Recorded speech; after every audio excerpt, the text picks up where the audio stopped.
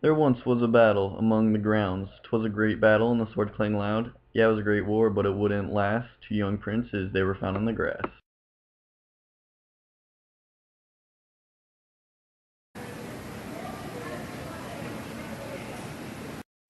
As the years went by, they sat alone, because the tower was their only throne. There they were locked, and there they would stay. The only thing that they could do is wait and pray. However, there was one window in the jail. It had big bars, but it was not frail. The only pleasure they had was to stare at the ground, nothing but flowers that were growing around.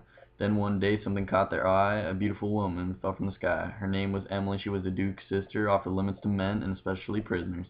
Though their hearts burned with such a passion, they better let it go like an old fashioned.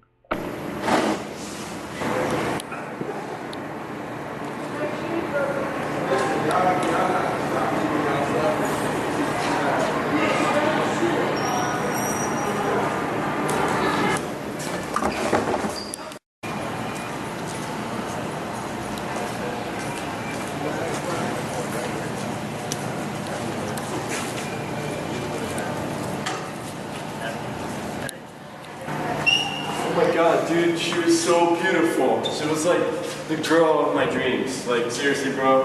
No, bro. My heart burns for her with the intensity of 1,000 suns. But I saw her second. I saw her first. Well, I saw her second. First word, second is the best. No, it was rock, paper, scissors for her. Okay. I'm still a fight you, man. Okay, we'll see. Ursita went free and he walked away, but his cousin Palamon was there to stay. Ursita was banished for a life and a day, exiled in a criminal way.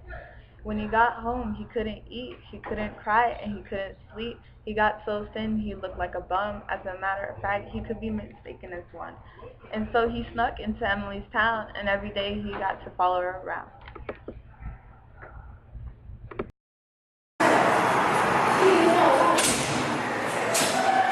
It's good to know people.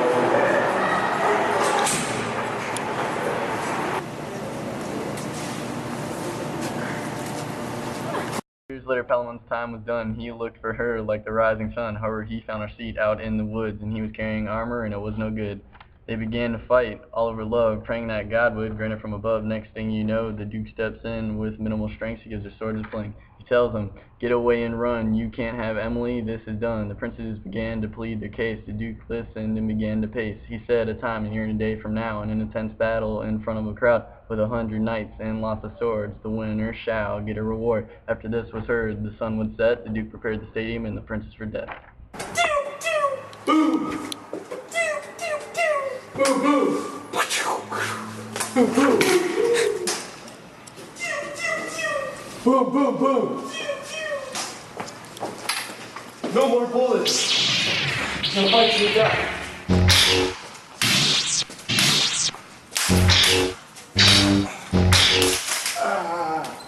What are you doing?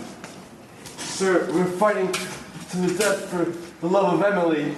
I should kill you right here. No! No! What? Don't do it. Let them spare their lives. What do you have to say about this?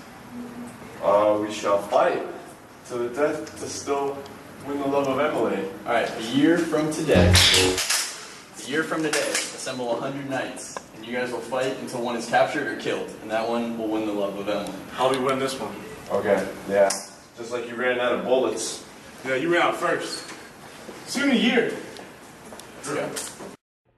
As the days got closer, they began to pray. Time flew by with each and every day. Palamon went to Mars to pray for war, to grant him strength and honor upon his horse. However, Arcite went to Venus to pray for love. But in time of war, you don't pray for a dove. You pray for a crow, which is a merchant of death. And each swing of your sword, you seal your enemy's breath. But he didn't.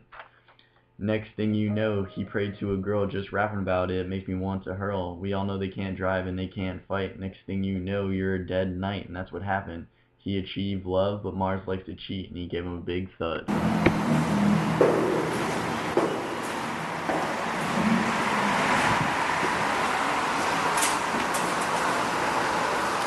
Dear Mars, please let me win Emily's love tomorrow. I promise I'll give up my late alcoholic nights and my dirty magazines under my bed.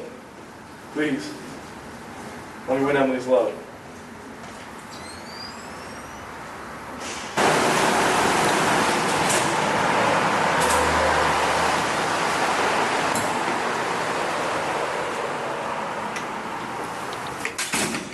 please, please, let me win tomorrow's battle. I want to just be with Emily forever, to have and to hold her forever. For I love Emily.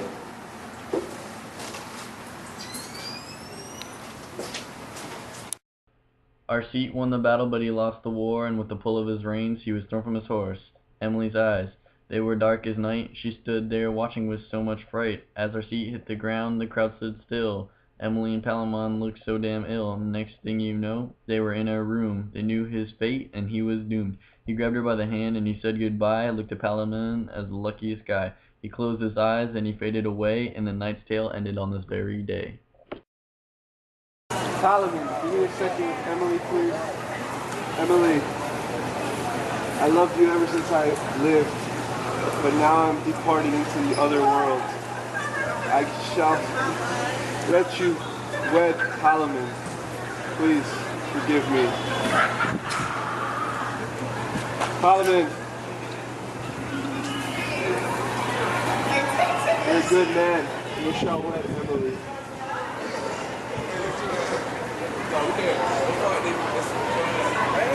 Oh.